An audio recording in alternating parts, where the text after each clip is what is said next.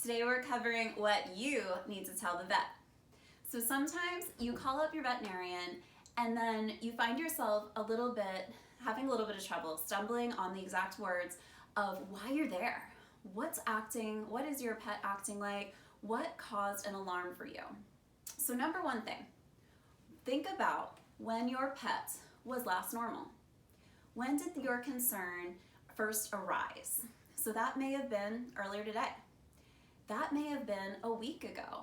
Or now that you really start to think back about, this specific issue. So say that they're eating less.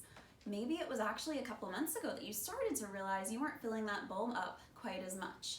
So once you have that idea of when this first started, that'll help you better determine, is this a more chronic, ongoing issue?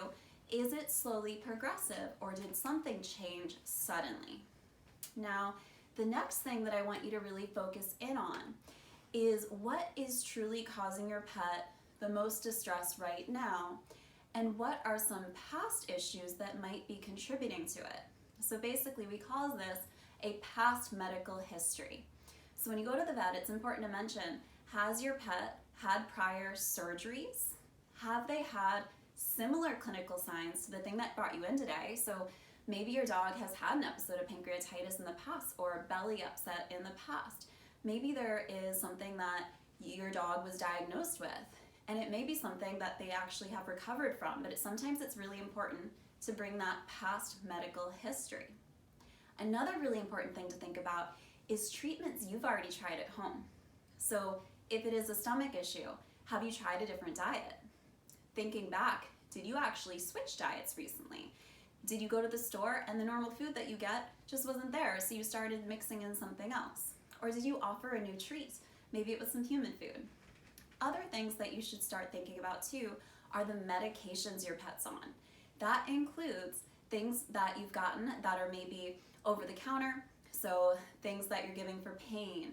Maybe it's an herbal supplement. Supplements can be medications, and they're definitely important to let your veterinarian know about, because they might interact with different drugs. They might be contributing to something you're seeing at home. And what can be so helpful is, before you even go to your veterinarian, try to get a picture, get a video, email it to them, and have them look at it before you go all the way in and maybe have a stressful experience with your pet not wanting to go to the vet. They might be able to look at the picture over the phone and say, you know what, that wound doesn't look deep. You could already try this at home. Or they may say, you just need an e-collar. This is going to heal just fine. But what can be so helpful about also videos is, if you can't tell exactly what your pet's doing at home. So I recently had a client come in because his cat was acting off. He said the cat was running around the house, acting really strange, foaming at the mouth. And so over the phone we said, yes, this sounds concerning, of course, please come in. He didn't have the ability to take a video, and I really wish he did, because he took a little longer to come in. He didn't realize how serious this was, and the cat was actually having seizures. So a seizure event can look a lot of different ways. Limping can be significant and indicate an orthopedic issue or a stomach issue. It can mean a lot of different things, and sometimes if you don't have that experience, if you haven't seen hundreds of cases, it might be really hard to tell why Fluffy is acting off. So sending in a video to your veterinarian can be so helpful. The other tremendously important thing is, if there is an ongoing thing that's going on, like seizures, keeping a log. It doesn't have to be fancy. Get a little scrap piece of paper, type it into your phone notes, whatever it takes to start thinking about, when was the last time my dog did this? Oh, it was on Tuesday. When in the day was it?